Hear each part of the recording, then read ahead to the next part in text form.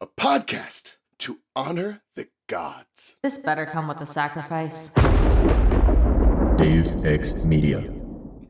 I went to my closet and took down my old traveling case. It was just a black leather carry-on bag, like a million others you might see in an airport. For years, I'd lugged it around the world as I traveled with my dad. He'd trained me to live with only the possessions I could carry. I opened the suitcase. It was empty now, except for one thing. A statuette of a coiled serpent carved in red granite, engraved with hieroglyphs. The name, Apophis, was crossed out and overwritten with powerful binding spells. But still, this statuette was the most dangerous object in the whole house. A representation of the enemy. Sadie, Walt, and I had made this thing in secret, over Bath's strong objections. We'd only trusted Walt because we needed his charm-making skills. Not even Amos would have approved such a dangerous experiment. One mistake, one miscast spell, and this statue could turn from a weapon against Apophis into a gateway, allowing him free access to Brooklyn House. But we'd had to take the risk. Unless we found some other means of defeating the serpent, Sadie and I would have to use the statue for Plan B.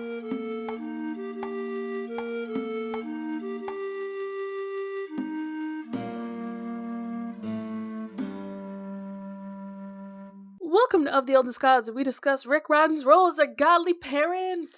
I'm Raye, following the path of Geb. And I'm Charlie, following the path of Bast. We here. It's queer. time. We queer. We are queer. We're actually recording in Pride Month. That's weird. Right. It's not... Gay people don't exist anymore for y'all, but for us... It's funny. Pride Month will be over for y'all, and we'll have just started it. So... or we have just started it. You will have just ended it. Time is fake. Have I mentioned that future before? People. Time is so fucking fake. Anyway, we consulted the Pigeon of War.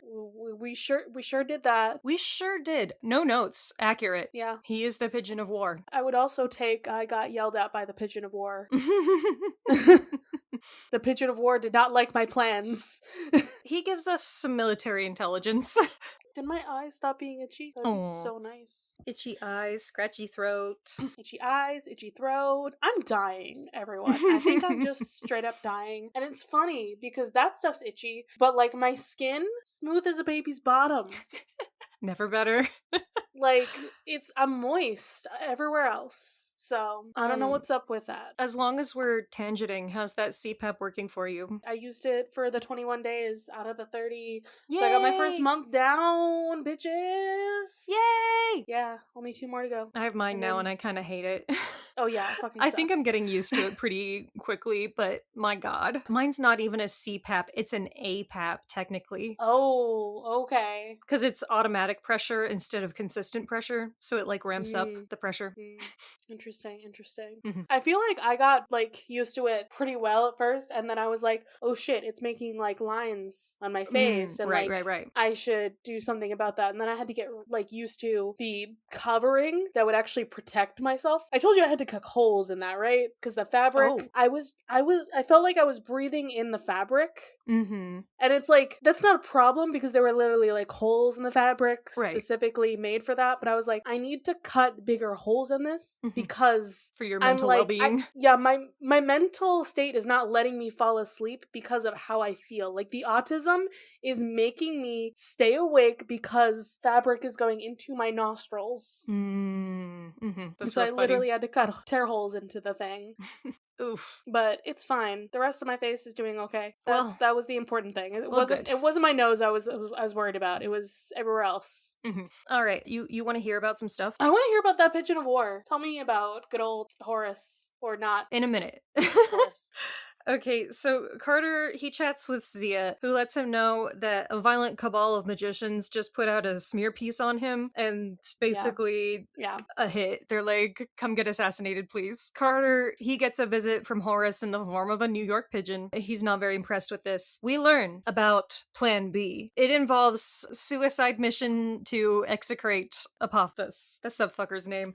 It took me a hot second there. Horace drops a hint about statues and shadows that may let them do a better job at that. Book title drop, Serpent Shadow. But Carter, he tells the rest of the crew that the plan is now to contact Thoth about this whole shadow thing. And Sadie says that they can do that after the much more important school dance. It's for morale. You know, parties are important, okay? For morale. We love a good party. Where's Dionysus when you need him? I think Dionysus would have things to say about livening up the morale of these children and being like, y'all gotta take it easy, guys. Come on, play some video games, you know? One time, Tim Drake's boyfriend was in a Dionysus cult, but they were like a pain cult, and it's like, that's not what Dionysus is about at all. Y'all are stupid.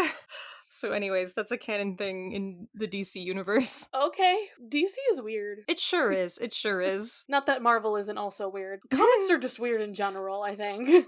They have too many authors, and either not enough or too much, consistency between storylines. Too much consistency is a thing? Well, to me, it's just that, if we were actually rebooting it more often and not worrying about everything being in the same universe constantly, I don't think we would have so many problems.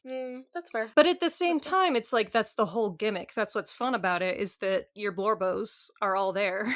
At any time, your Blorbo could show up. You never know, because he exists in that universe. And Raye has so many Blorbos. It's very true.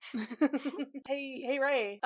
We got a thing talked about in this chapter. Woo! That we could maybe talk a little bit about, perhaps. So, in case you missed it, let's talk a little bit about execration texts. I was so happy that there was a page for this. I always love a good Wikipedia page about a thing, detailing that's wonderful. all this stuff. We love it. This is saying it's also referred to as proscription lists, and of course, my brain read that as prescription. I'm going to CVS to pick up my prescription. So yeah, absolutely, that makes sense. They're getting their prescriptions for destroying their foes. Absolutely. This is my pill of anti-Apophis. So as how Cain describes everything, these are lists of your enemies, that you gotta destroy. That is the gist of it. Interesting. So it's still a representation of the person, but this is definitely more it's a writing of some sort. Sometimes it is, a figure, perhaps, like a statue. It really depends, but it's sympathetic magic regardless. Hey guys, this is, you remember when we were sympathetic magic, voodoo dolls. Here you go. There it is. There you go. There you have it. It's ancient Egyptian voodoo dolls right here, right now. They write the name of their foe on it, and they're destroy. Fuck you up, man. Die, bitch. Nice. Oh god. The earliest ones that were found were in the 24th to 22nd century BCE. God damn. People have hated people for that long. Did you know that? People just really hate other people. Yeah. I get it. Man. Yeah, those ones were, in fact, statues. 400 of them. Jesus Christ. Did they make the same, ones of the same guy? That's my question. Or are they all separate people? Because that's a lot of guys, man. It sure is. More statues in the Middle Kingdom. Because it started out with saying it was writing on pottery or whatever. When does it get to that?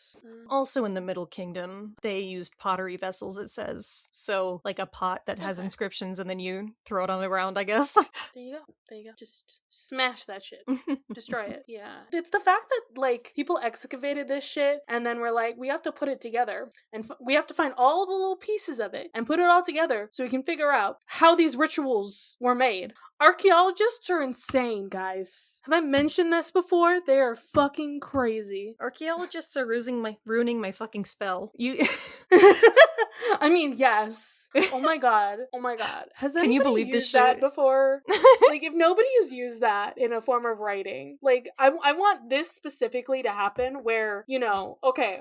You've for the execrated RPG, some demon, and then... For the RPG, someone, execrated some kind of Egyptian demon, and then archaeologists dig it up, they put the thing back together, and then somehow that brings the demon back. I don't know how, but it does. And then you gotta deal with that shit again. God damn right? it. Fucking archaeologists. Like, that feels like the start of, like, a Buffy episode, actually. It I'm does. not gonna lie. It does. It's like, I kind of love it. Well, I summoned the thing. I guess it's gonna happen. I got too close to the Incan mummy girl. I guess she has to suck out my entire life force. Oh, that sounds like an episode of My Babysitter's the Vampire. Oh, no, that was straight up an episode of Buffy, though. Okay. You realize that My Babysitter's the Vampire was copying Buffy, right? Yeah. Like, straight up, like, ripping from Buffy. Right? Except they decided, yes, the love interest will be the babysitter. For some reason. What a fucking show. We don't have time to get into it. We don't have time to unpack all of that. But what a fucking show. Loved it. Yeah. Such good shit. Anyway, execration. Yeah, archaeologists, fucking insane people. There are a lot of red vases. Like, specifically, they are dyed red vases. I want to know why. They're all dyed red. Yeah, something about chaos and destroying chaos, maybe. I don't know. Fascinating. Maybe. We have some human sacrifice and execration victims, it says. Oh boy. Oh boy. And animal sacrifice, of course. I want more explanation on that. Tell me more about the human sacrifice and why that's involved. Yeah, what the heck? Why? I don't need to copy it. I just want to know the reasoning.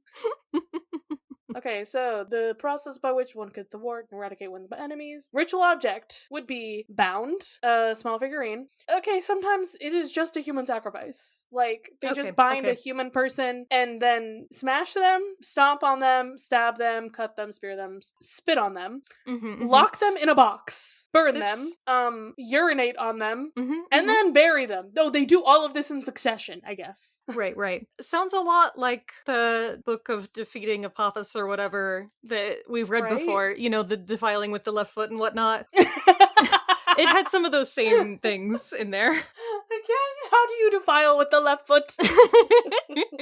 How does one do this? Don't worry about it. Okay, not every execration included everything, but, you know. But that's the basic gist.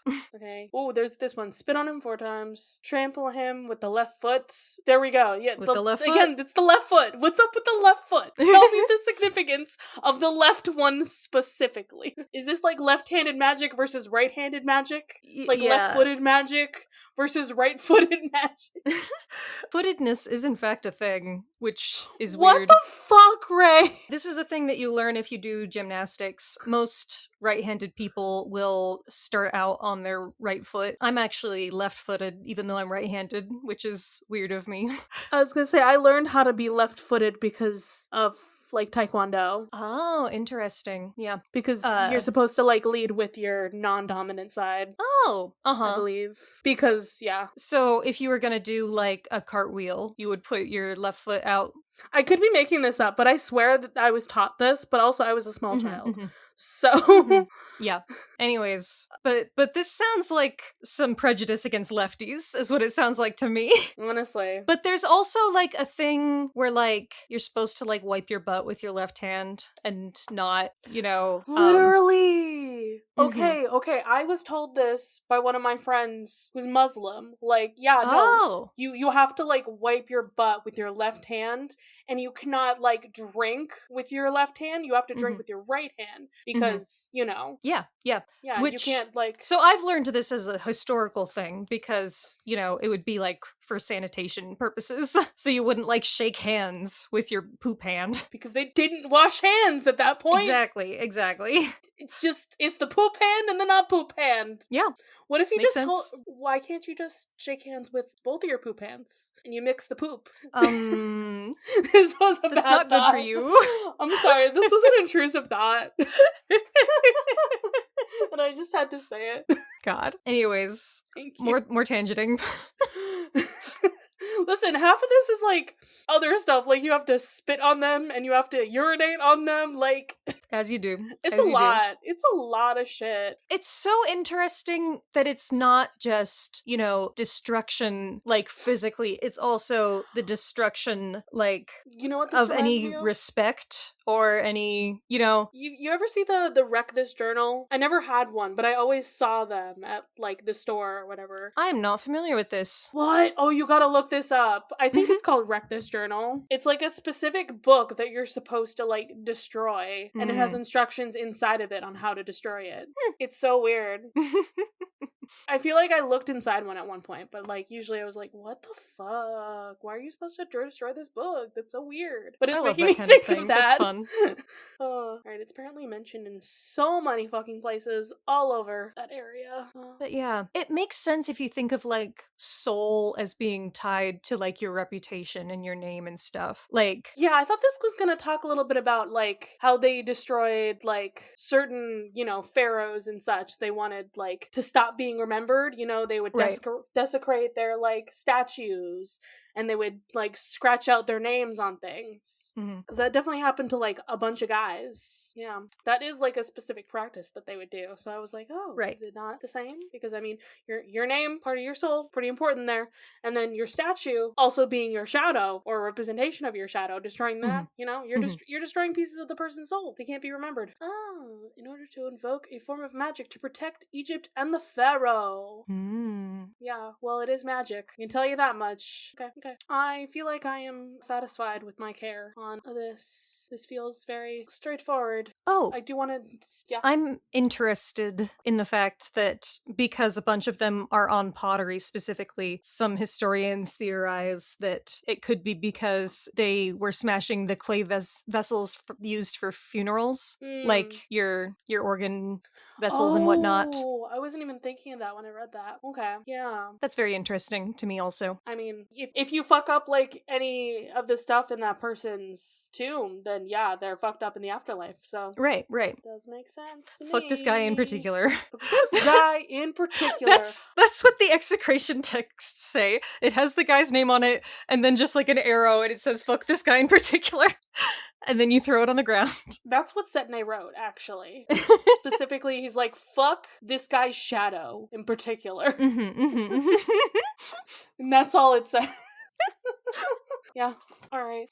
What if they found the special text that one guy wrote, and the only thing that was different about it was like, make sure you don't skip the step when you piss on it.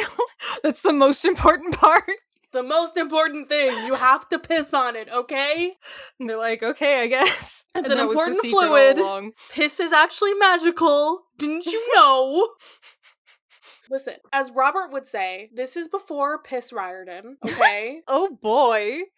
I don't even know why Robert would say that, and I'm scared. Raye, we haven't gotten to the era where all Rick does is make piss and poop and fart jokes. We haven't gotten to that era yet. Oh boy, how exciting. Yeah, we're still early on. It's okay. Everything is okay. Again, my biggest question from the execration text is, why are you using a human sacrifice to represent another person who you want to fuck up? Like, is it the person that you want to fuck up that you're sacrificing, or is it somebody else representing the person? It's the other That's person. What it wasn't. They're just a symbol. It feels weird to do that to a random guy.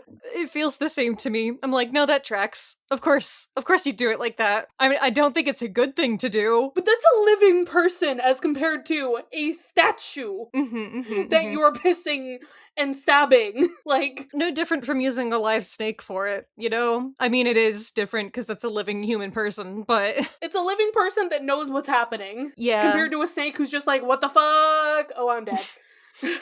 It's a person who's just like, they're gonna piss on me. God damn it! Sometimes it be like that, man.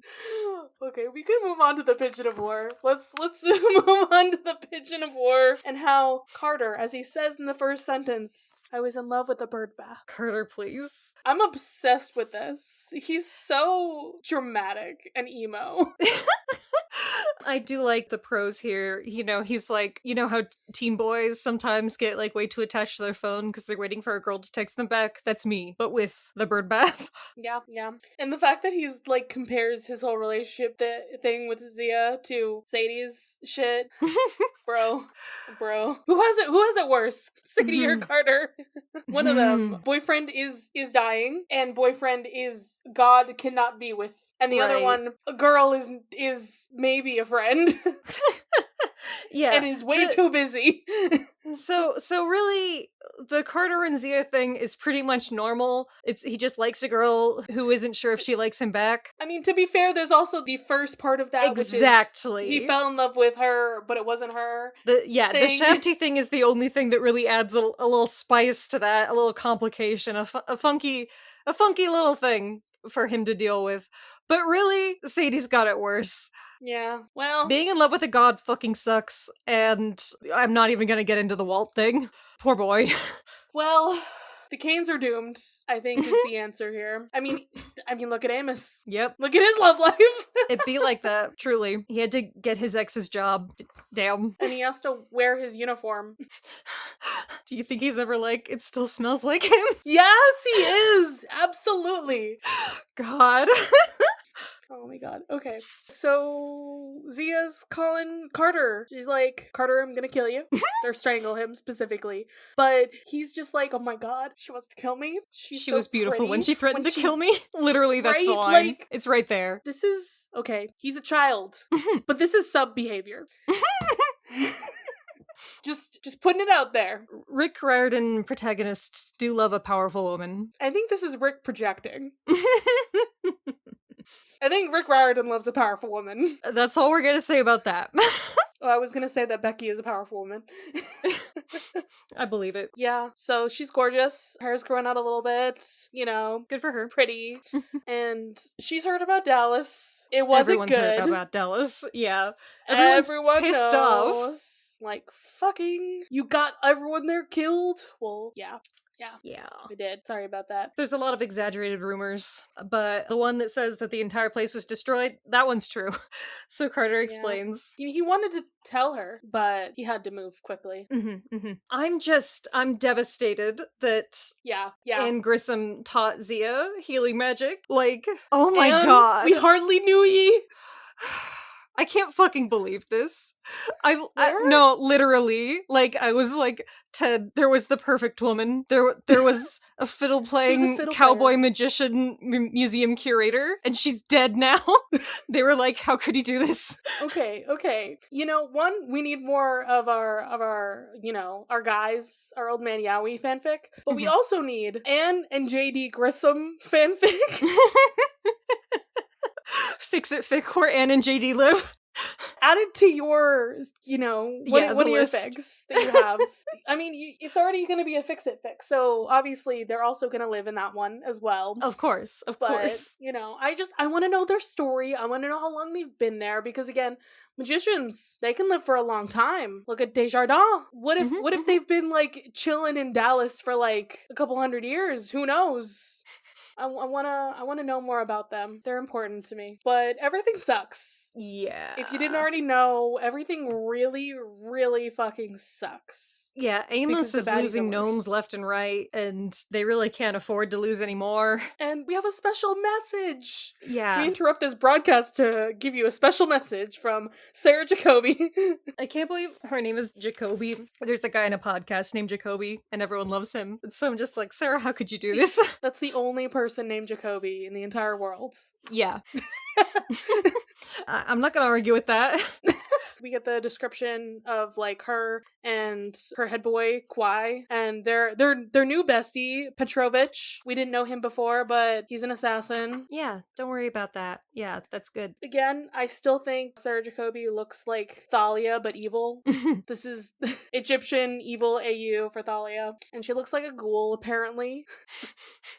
She creepy. She looks surprised but intense at the same time, apparently. Like, she got them wide eyes. Yeah, that crazy look. I'm like imagining, like, Joker eyes. I don't know if she has a Joker smile, though. No, she looks serious. She makes Carter look real bad. She's like, look at all this destruction wrought by this boy.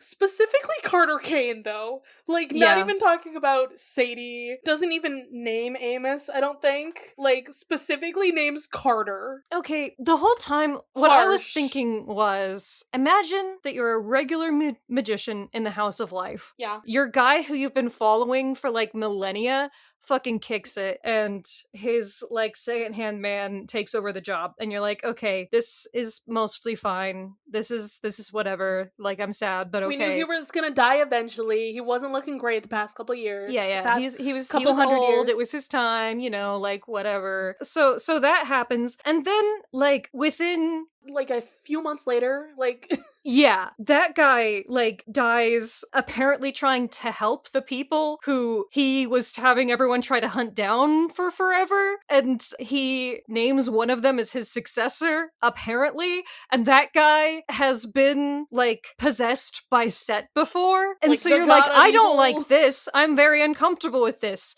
and your only other option is this fucking woman who killed, like, 250,000 people once. There are no good options for you as a normal House of Life person.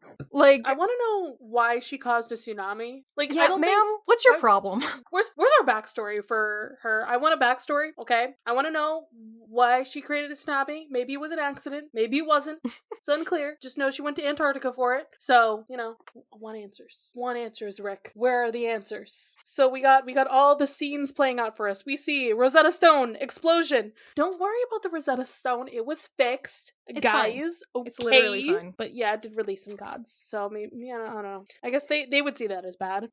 How had she gotten a visual of that is a question Carter asked, and I love that. Like, obviously they can do whatever the fuck they want because this is propaganda anyway. Maybe they took it out of somebody's memory. I don't know. We got the fight from Brooklyn House at the end of the last book when the Roz Sunboat comes out, and Sadie and Carter look evil, apparently, in this version of it. Right. She's just showing them, like, doing, like, violent, chaotic things. Yeah. They broke the most sacred rule of magic and cooperated with the gods. Whatever, man, they're gods. What are you gonna do? They're the ones who unbalanced Ma'at. They did it by enforcing Ma'at, as Sadie literally used the word of Ma'at, like, 2 chapters ago.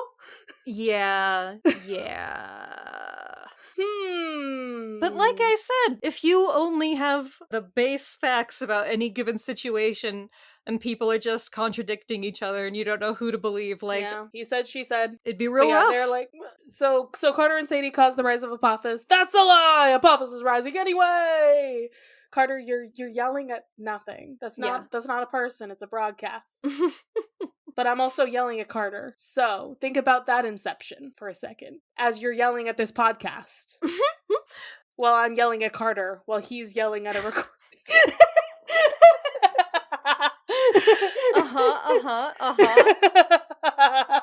You're welcome. Inception. So then the propaganda film shows some current evidence of chaos, like apparently a demon is attacking the gnome in Tokyo, and Michelle's house has been vandalized and graffitied with a chaos symbol. Fucked up. Honestly, I feel like Sarah Jacobi did that herself. Yeah, for real, though. Obviously, we must desecrate his house to prove our point, because the demons don't fucking know where he lives. I must say that outright. I don't think the demons know where he lives. I think the people in the house know where he lives. Because it's fucking protected. You know?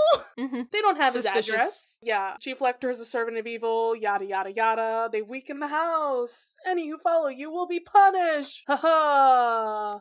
Oh, and okay, so then they show their army, like, actively their people, attacking the British gnome. Is this helpful in some way? I mean, you're destroying statues of gods. I assume that's helpful to your cause, because gods equals bad, but also, they just kill this old dude who's the head of the gnome, and it seems like he didn't do nothing.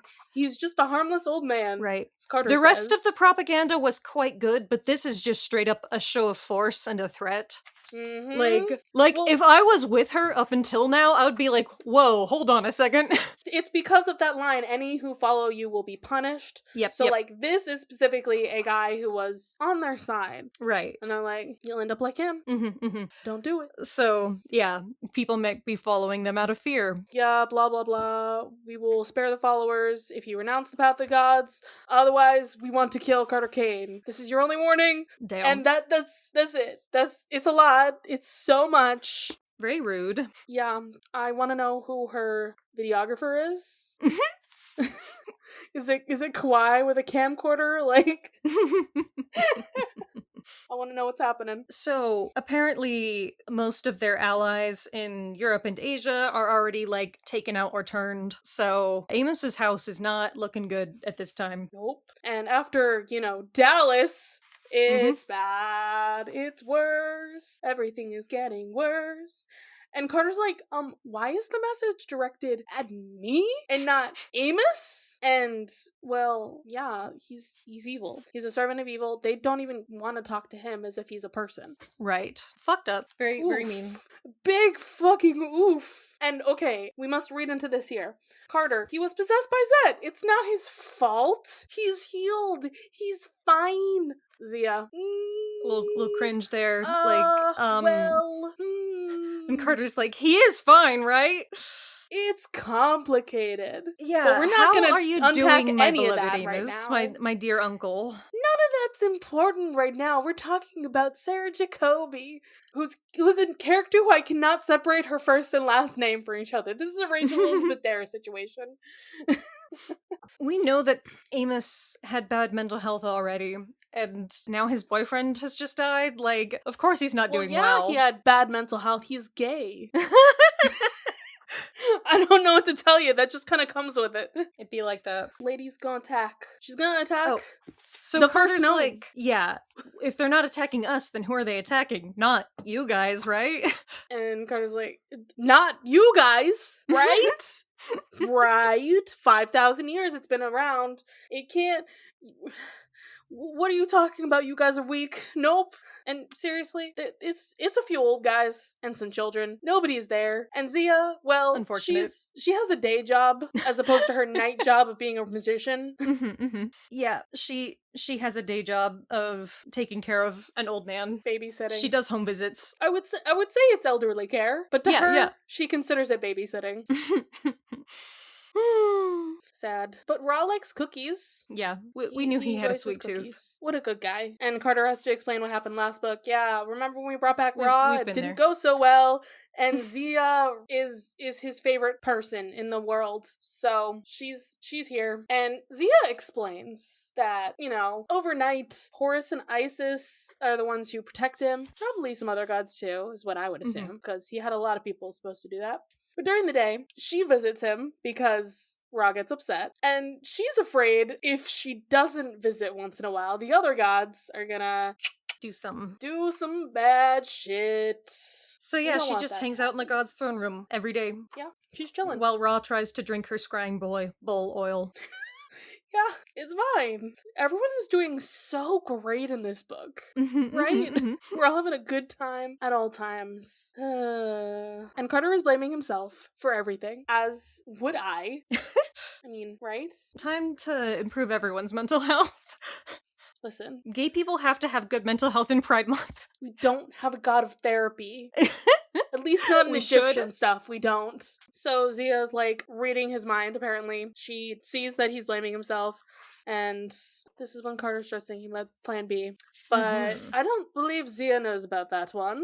Yeah. So nobody except for him and Sadie and Walt. They're gonna talk later. Sobek is visiting Raye. Zia hates that guy. Protector of Raye, so yeah. I won't tell you there. Carter does not go to sleep yet. First, he talks about how awesome Brooklyn House is. I want to live there, guys. Okay, if you have to choose between Camp Half-Blood and Brooklyn House, one of these things has comfy beds, HGTVs, high-speed wireless internet, magically restocking mini fridges. Oh yeah. Enchanted cleaning materials and closets full of perfectly fitting clothes that literally reads your mind on what you want. Yeah, Camp Half-Blood, you can't have cell phones or Wi-Fi. Like, I'd choose Brooklyn House just for that. And if you get stuck in the Hermes cabin like Percy did on day one, you're sleeping on the floor. Sleeping on the floor in a really busy room that everybody could steal your shit. So like, I want Brooklyn House, guys. Yeah. Downside, in cool. Brooklyn House, you have to go to school still. You know what? I think I'll take it because Camp Half-Blood is only part of the year. Okay, this is all year round. Camp Half-Blood does do a lot more like physical activities. Brooklyn House, you're mostly studying. Well, unless you're Carter and you got sword. Right, combat magic. Combat magic. Yeah. There you go. You got to be a combat magician if you want to get your steps in. But you still have the option to study and be a librarian instead of a soldier on the front lines. So maybe I'll try to remember on this episode, I think I'm the one who has to edit this one, to try to put a poll on it. Be like, Camp Half-Blood or Brooklyn House? Where do you want to live? Which is better? But Khufu is usually Carter's roommate, although he likes Cleo now. Carter's kind of sad. He kind of misses him. He was like an annoying little brother. And also the tire swing. The tire swing is important to me. That they put up a fucking tire swing for Khufu. And they can't get rid of it. He likes it. There are emo pictures on Carter's laptop. We have Carter's dad. You know, pictures of people he loves, which isn't sad at all. Because they're all fucking dead now. Amos is still alive. Stop telling people he's dead. Sometimes I can still hear his voice. Julius is at a dig site in Egypt. It's where he lives, honestly, at all times. Yep. Amos is playing his saxophone. And he sounds like he looks sick as hell. This is the first confirmation that we've actually had him, like, playing the saxophone. In every other iteration, it's like, he looks like he would play saxophone for, like, jazz stuff. And then he has a saxophone. This is the first time we have he plays saxophone. Do you think Amos grew up in the 20s? Like he was there when jazz was evolving? I think that's what that long fanfic literally had in it, is that he grew up at that point in time. Yeah. So that totally makes sense to me. We'll just he's from New Orleans. He should be, honestly. We love Nolans. And then it is Ruby Kane. Holden baby Carter. Holden baby. Okay, I do have a comment on this, and I feel like Rick should not be the person to be writing. I had this ridiculous fro back then. Yeah. Oh, I feel like that's a normal thing for a human being to say, but that you can't write that if you're white. Yeah, like, you're a white person who has never had a fro. I feel like you can't call it ridiculous. Just say he had, like, wild hair or something, maybe. I don't know. Like, I don't know. Use a different word choice or something, perhaps. I will share a little anecdote. I did know a toddler with some very big curls. His hair was beautiful. Like, I feel like if you shaved his head, the kid would have lost 10 pounds. At least. Oh, God. Because it was just curls. Wow. And his mom would sometimes, like, braid it, and it would be so thick, too. Ooh. So good. We love it. So this is what I'm imagining on Carter, just so you know. He's got a cute little onesie that apparently he stayed with Yams. And he's hanging out with his mom, and they're super cute. And we cry because we never knew ye. We never knew ye, Ruby Kane. We also did get a emo mention of Anne during the Amos bit, because musicians. Oh my god, yeah. Oh, God. Anne Grissom, gone too soon. Literally the MVP of this book. We barely met her. Yeah, we didn't even meet her. We just heard about her from her husband. I think we had, like, one line of dialogue from her. Okay, wow. Where she was like, fucked up. Come on, you're gonna miss it. Come on, join the song. And then her husband was like, gotta go. And that's the only thing we hear from her. Fucked up and evil. Fucked up. Okay, so Carter's emo. As we have established, he's like, wow, these guys that are in the pictures, they're cooler than me. They're older, wiser, stronger. They're adults, they're powerful magicians. And I've only been using magic for 9 months. And they've been fighting the good fight this whole time, and now I'm supposed to do something about this? Carter, you've been gestating a baby for 9 months of magic. Come on, you gotta be really good at it now, right? Time for Carter's magic baby. to be born into the world. Empreg. And fight a big snake, just like Heracles. Here's the Empreg fanfic you all wanted. I'm good, actually. I'm sorry. They said 9 months, and all I can think of, yes, pregnancy. Okay. Oh, we get email about the suitcase because he had his whole life in the suitcase forever. And then guess what is in there now? What is in the suitcase? That bastard. Yeah, that bastard. He's a statue, but it's Apophis, and he's perfectly shaped, and he's red specifically. Red granite. They put his name on it, but they crossed it out. With powerful binding spells. As we just established with the execration stuff, they did do that anyway, but I'm assuming Rick here meant you can't just write down Apophis. That's so fucking taboo. The statue and the name, that would just be asking for trouble. We cannot just invite this guy into our fucking house. We have to be smart about this. He was already literally in your house last book. He made that 3-headed snake thing. We don't need it again. No more. But this is plan B. Execration that killed Desjardins. We're gonna do that again. Yeah, Carter and Sadie are gonna do it together, and maybe then they'll actually be able to get rid of him while dying in the process. That's our cool suicide plan. Execration 2. Electric Boogaloo. Yay. So immediately, the pigeon appears. Foolish idea. Berating Carter, as he always does. It's Horace. The one, the only. He has to be invited in, like a vampire.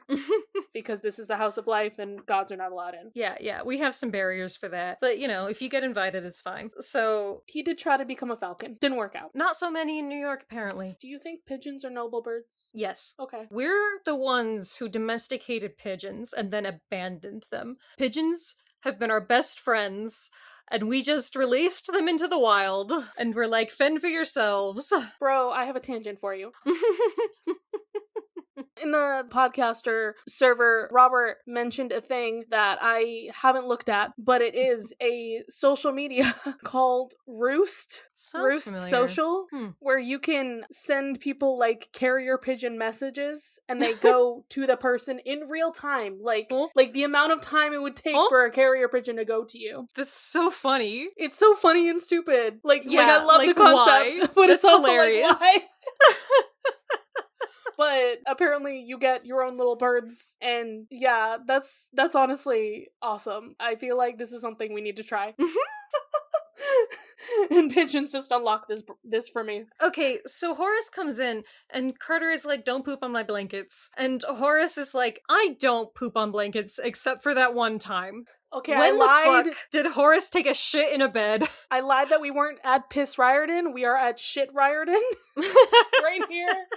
Because we have a poop joke. I mean, that is a well-known pigeon thing. I can't really blame him for this one specifically. Yeah, it's the fact that Horace doubles down on it and is like, well, there was that one time. Yeah, what is Horace? Horace? What kind of weird-ass sexcapades are you getting up to? It sounds like if you were like he got fucked up, really drunk. Horace, admit to your sins. Tell us, where did you poop? On whose blanket? Yeah, Carter's like, this is our emergency backup. We would like to not use this stupid-ass statue that is gonna get us killed, okay? Right. So why do you think Horace says that that's too dangerous, Carter? Is it because he doesn't want Carter to die, or is it because he thinks it wouldn't work? Yes. I think it's a little bit of both. One, I do think he has some kind of, remember when we talked about Isis's love for Sadie? How it's he thinks of Carter as a little pet of his. He's like, I mean, hopefully more than a pet. The way that I say that, it sounds like I don't like my pets. Like a mouse that he found in a trap. That's kind of how I imagine them liking them. Oh, this is so cute. It's so cute and it's so weak and pitiful. But I can't let it run around or else it'll cause problems. Exactly. Yes. That's how I imagine them treating them, a little bit. But hopefully a little bit more fondness than that. I don't know. I don't imagine them giving forehead kisses like I do to my cats, to their human hosts. So, but yeah, I do think he has some care for Carter. He doesn't want him to die. He's like a good host. I want to inhabit his body. It'd kind of suck if he died, I guess. It's a little bit of an inconvenience, I guess, as well, you know? Yeah. Be a waste. So at this point, Carter is like, that's plan B, but do you know anything about shadows and being used to defeat Apophis? And Horace is like, I only know about my fists! Can we punch the snake? Hit enemies with a sword until they're dead. That's his method.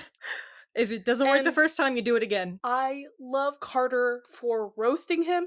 Yeah, so this worked against Set after how many years of fighting? God. And Horace does not quite understand. He's like, what's your point? It worked, huh? What you gotta say about it?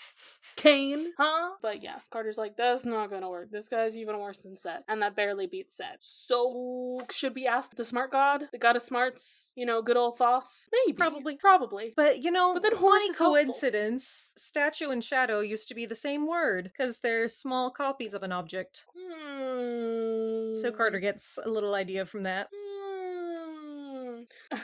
I love how Carter's like, what are you trying to tell me here? Horace is like, I have no idea what you're talking about. I just thought about it. Like, it just came into my brain. So he's a dumb I feel like there guys. are two ways to read that, you know. He could just be, you know, musing aloud, really. Or, you know, he could have something that he's not supposed to say, like, legitimately. I feel like Horace is a dumb jock god. That's the impression I get from literally a couple sentences ago. So I feel like he's not thinking about it. He's just I'm leaning the other way. I kind of think that, you know, it could be. It's hard to tell. It is hard to tell. So yeah, we talk a little bit about last book, how Rip Desjardins did. He was a real one. Execration. Yeah, what a real guy. He did the execration spell on Apophis. It kind of worked, but it also didn't fully work, and that they're gonna try to do that again. Right. So they made a better statue, a cooler statue. And they're hoping that with that and with two of them, maybe they could like really get some good shit done. But, you know, they'd rather not die. And then Carter's like, wait a second. Statues of shadows? Shadows of statues? Does Apophis have a shadow? One of those? The serpent's shadow? Everybody drink! It feels a little too early in the book. I feel like this can't work, but also, you know, presumably we're gonna spend a lot of time in this book trying to make that work.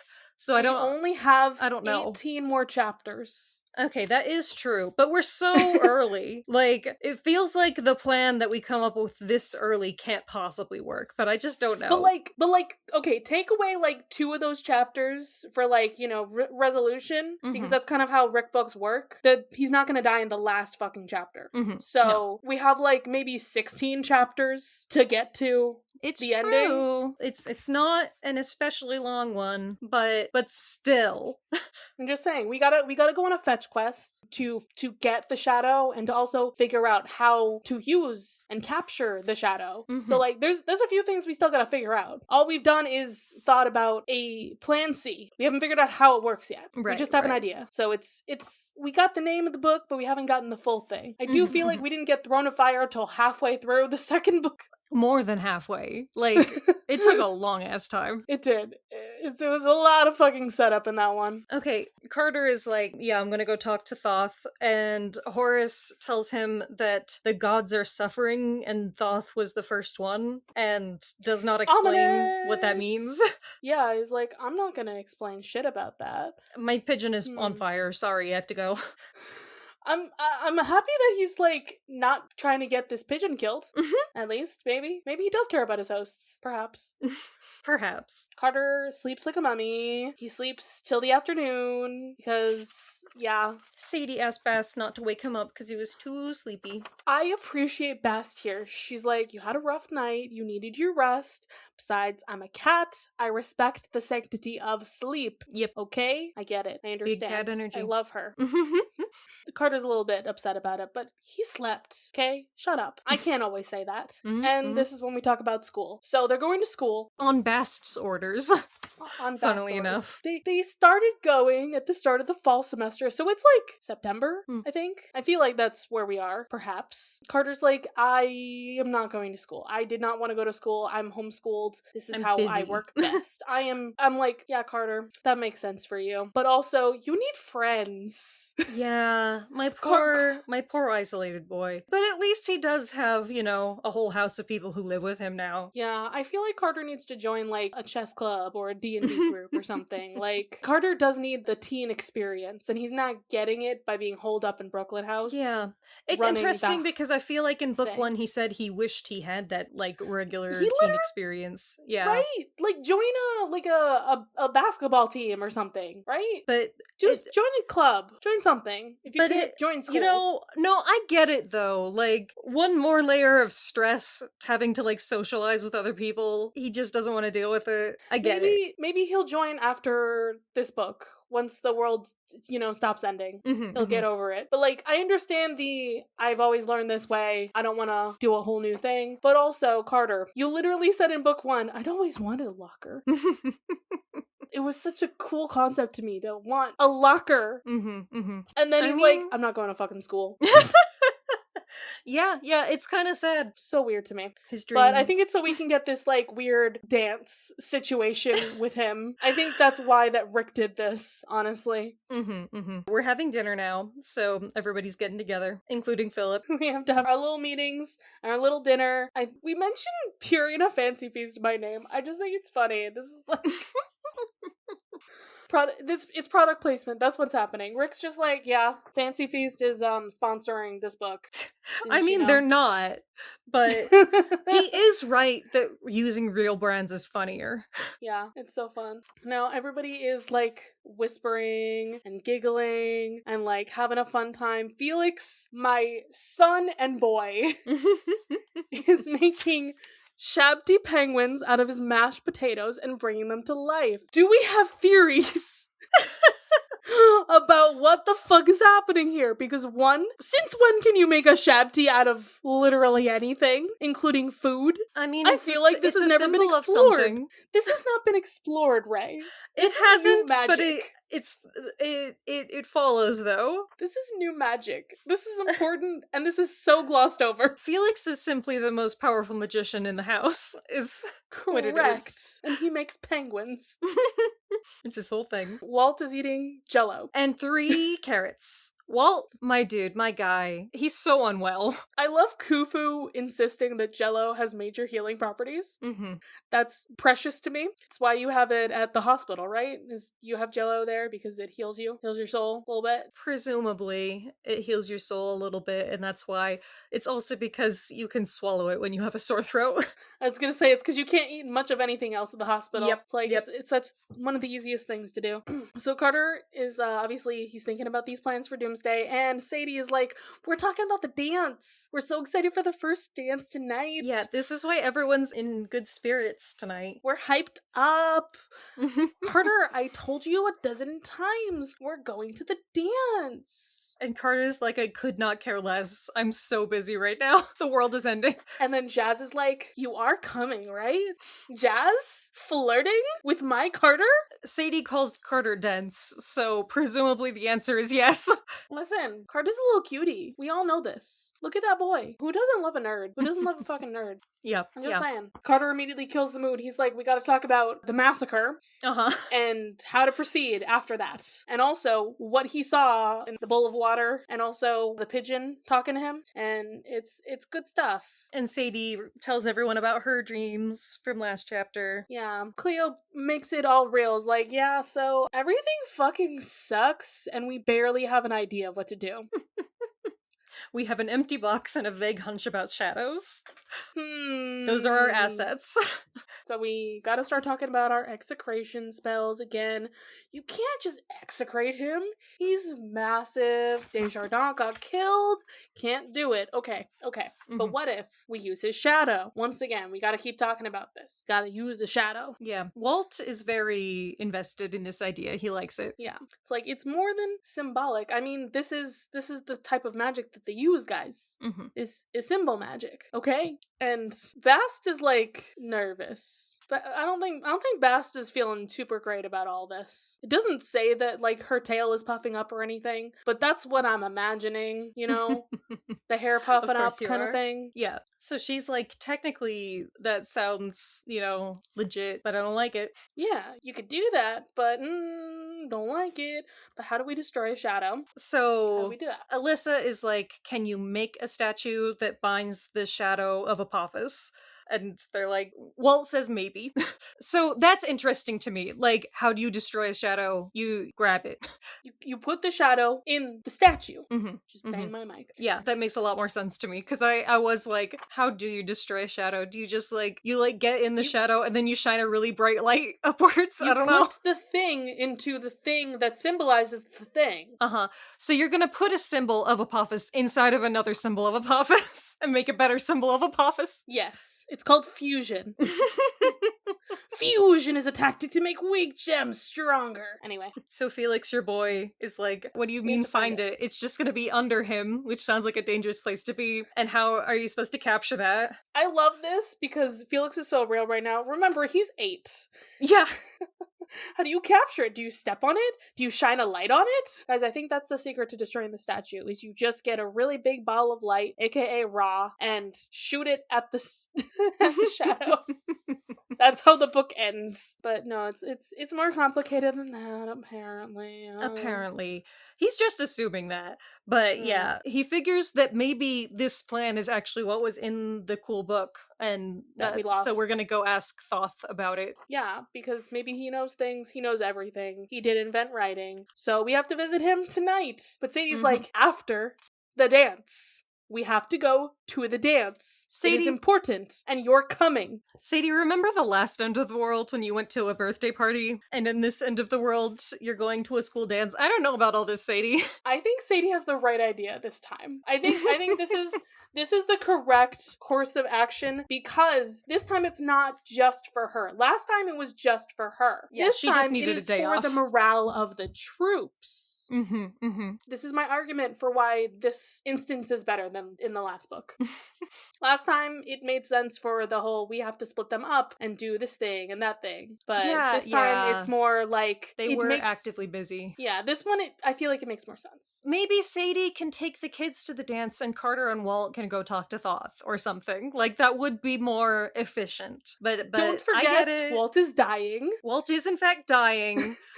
But like, he seems invested. But I'm sure that he does want to go to the dance with Sadie. Yeah. But Carter doesn't even want to go to the dance. But I do want someone to go with him. But Jazz wants him to go to the dance.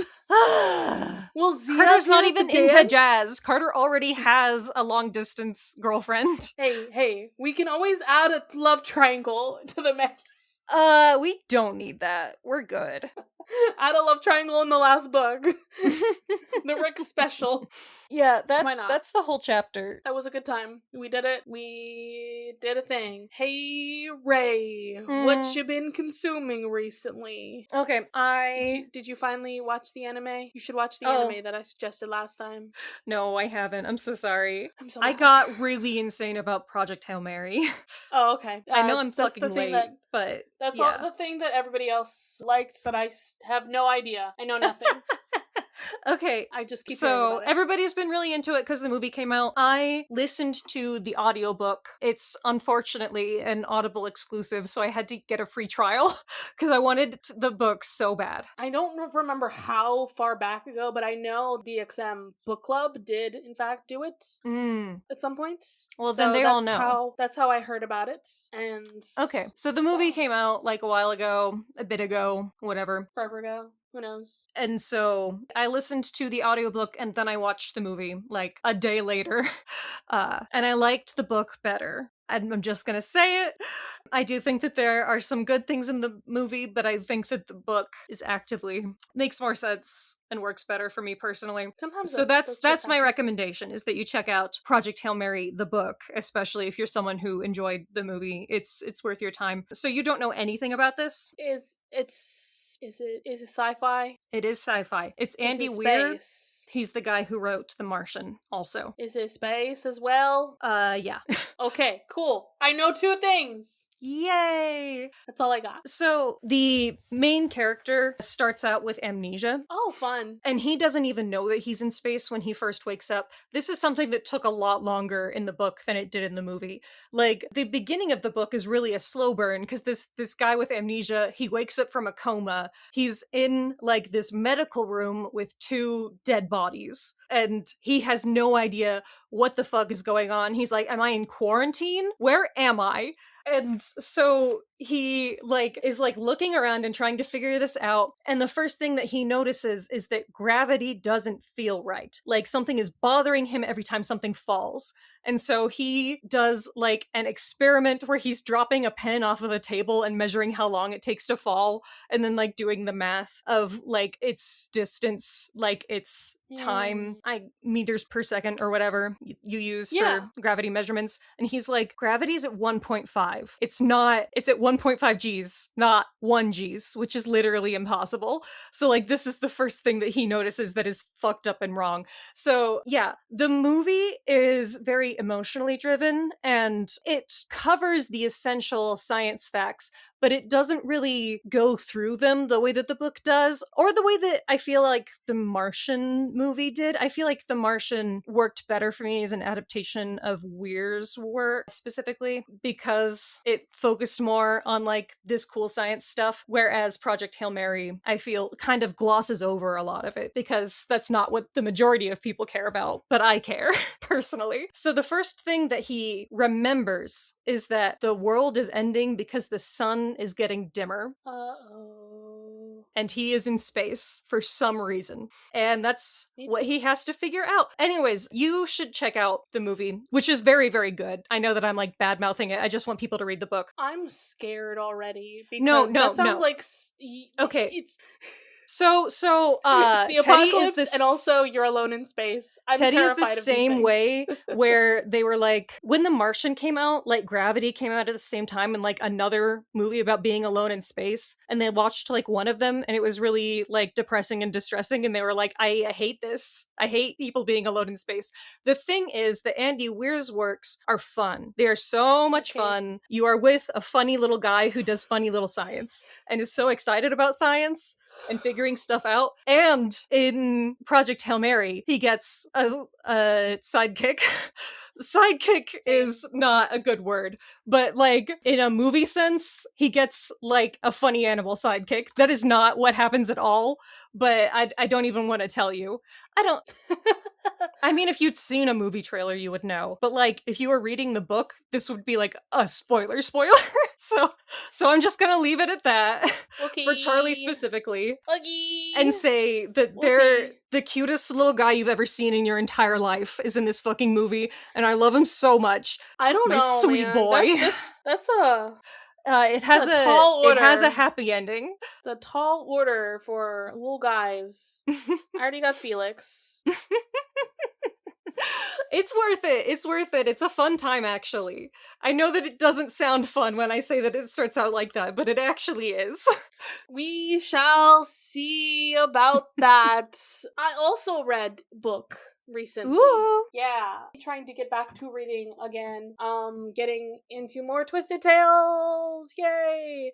So the next one that I had, because I've been going in release order of these books, even though, they're all standalones, whatever. I read the Cinderella Twisted Tale, which was, I believe, What If Cinderella Never Tried On This Glass Slipper. Mm-hmm. It's called So This Is Love, because of course they're always named after one of the songs and everything. And honestly, so good to have read this after season 4 of Bridgerton, which was a Cinderella retelling, if you didn't already know. And of course, this one also, they both have masquerades in them, okay? Because of course Cinderella and masquerades is just a good fucking idea, as we all know. It makes so much more sense than the other way. So basically, it's funny to me that this is the what if that we're going with, because it basically assumes that the mice in the movie don't have the same brain power and autonomy that they do. Because remember, they're the ones who led her out of the attic. Yeah. So that she can get to the point of trying on the glass slipper. So they just don't help her in this version. And then, of course, lots of bad shit happens. She's nearly sold away to far off kingdom, wherever, because obviously stepmother knows, of course. Cindy breaks the fucking other slipper because she doesn't want her stepmother to use that against her. Or, somehow use that for the other girls, Yeah. I don't know. But she gets a job at the castle, so she's working technically with the prince in the same household as him. Again, this is giving me so many fucking Bridgerton vibes because of season 4. And then, of course, we get more balls because we never got the reveal of that. So I feel like they turned it almost more into the Cinderella fairy tale in that respect, because we get the 3 nights instead. We get 3 different balls, kind of. But also there's this other plot line going on with the fairy godmother, because apparently magic has been banished in this AU of the world. Oh boy. Fairy godmother was not supposed to be using her magic in this kingdom, but she's like, she became the fairy godmother of this family specifically. So she's like, well, I can't just leave Cindy hanging over here. I have to help her. Yeah, it's kind of cute. I do feel like they should have done more with the magic storyline, because I feel like it was built up a lot, but it just got very, very easily fixed in the end. But otherwise, I really liked the fact that most of the book felt like slow burn court intrigue rather than a regular Twisted Tale book. Because a lot of the other Twisted Tale books are like, yes, and then this person was beheaded, and then like this dramatic thing happens, and then oh my god, Prince Philip is in the evil dream world that Aurora is also in, and so many fucking things happen in the Twisted Tale books that I'm like, this one, yes, there was still roller coaster elements, but I feel like it wasn't quite as dark as a lot of the other Twisted Tales are. But then again, the Frozen one also wasn't, because we just played out Frozen, but differently. In that one. So Cinderella. Yep. Cinderella good. Yeah. Thank you. That's the plot. Wonderful. So you might as well release us from this mortal coil. Yeah, get the fuck out of my house of life and go to the dance. Oh, I don't wanna. You have to go to this silly middle school dance where the boys are on one side and the girls are on the other side. And I guess Raye's just gonna stand quietly in the middle, because what is gender? What is gender? Maybe you stand by the DJ booth and you're just like, you're just hanging out. Okay, no. My middle school had a sock hop and I was volunteering. So I was wearing like dumbass 80s outfit, which doesn't even make sense because that's not what a sock hop. Sock hop is not 50s? Yeah, it is. But I feel like my outfit was so 80s. I don't know. Whatever. Anyways, so I was not on the dance floor. I was making cotton candy and I ate so much cotton candy. Based on how the fashion works, I'm pretty sure the fashion from the 50s gets brought back in the 80s. And that's why it would feel familiar. Yeah. Well, there you go. You've made everything make sense for me. Anyways, so I'm not with the boy side or the girl side. I am making cotton candy. Yay, this is gender. Okay. Tag your gender. Raye is making cotton candy. Thank you, and good night. Bye. Bye.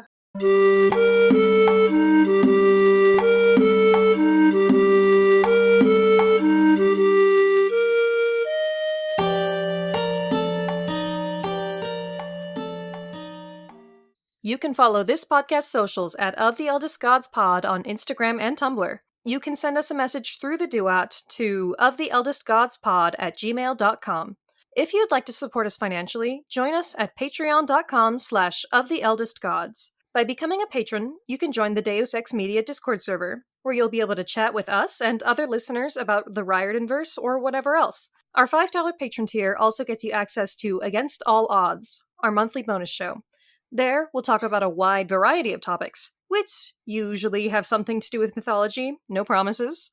You can check out our merch store on Redbubble to find custom designs made by Charlie. Or if you cannot or do not want to support us financially, we'd really appreciate a rating, a review, or letting your friends and followers know how much you love the podcast. That really helps. If you want to hear more from me, Raye, check out Barbie Movie Slap, a podcast where my co-host Ted and I discuss Barbie's cinematic universe.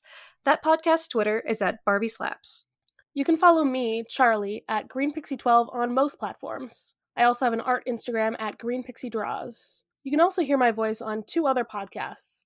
I co-host another podcast on the network with the meme maker Robert called The Bits, where we talk about the Cartoon Network show Steven Universe. I also co-host a non-network podcast with my buddy Ethan called Mysteries in the Machine, where we talk about all things Scooby-Doo. Our music was created and produced by Isabel Strauss-Riggs. You can find Isabel at Kane I, that's I is in the body part, on Instagram and Twitter. She also currently makes video essays on the YouTube channel Kane I. Feel free to message her about making music for your project or editing your podcast. Of the Eldest Gods is based on the series by Rick Riordan. Right now we are discussing The Kane Chronicles. Remember to follow us on your favorite podcatcher and meet us back here every Thursday. I'm Christina Kahn. And I'm Leela Hilton. And this is Burn Before Reading, the podcast about shiterature. We're here to examine the terrible writing we did when we were younger. Like that school project you were really proud of. Or that poem you wrote when you got dumped. Well, how about that apology letter you wrote to your mom when you got into that fight? Or the song you recorded before you knew how to write music. Okay, don't at me. And we're here to talk about other cringy literary topics along the way. Like the Library of Alexandria. And Dewey Decimal. His name was Melville Dewey. Oh, well, do we want to get the clips rolling? I don't think I ever recovered from this in terms of being cool. Why did I say any of this?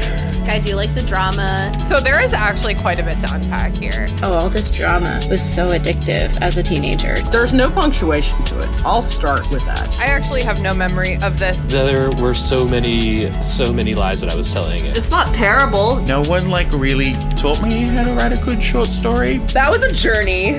Listen to Burn Before Reading every Wednesday wherever pods are cast.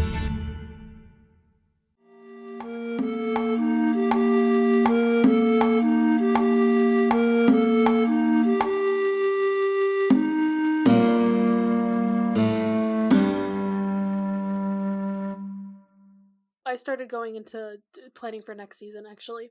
Oh. Because that's where my brain has been. Listen, the kids' library had Lost Hero, so I was like, aw. Why don't I just pick it up and read it a little bit, you know? Oh my gosh. Already started naming some chapters. Let's get into this. Let's do this thing. We're still in Kane for a little bit. For, like a little bit of time, a little chunk, perhaps. Dave X Media.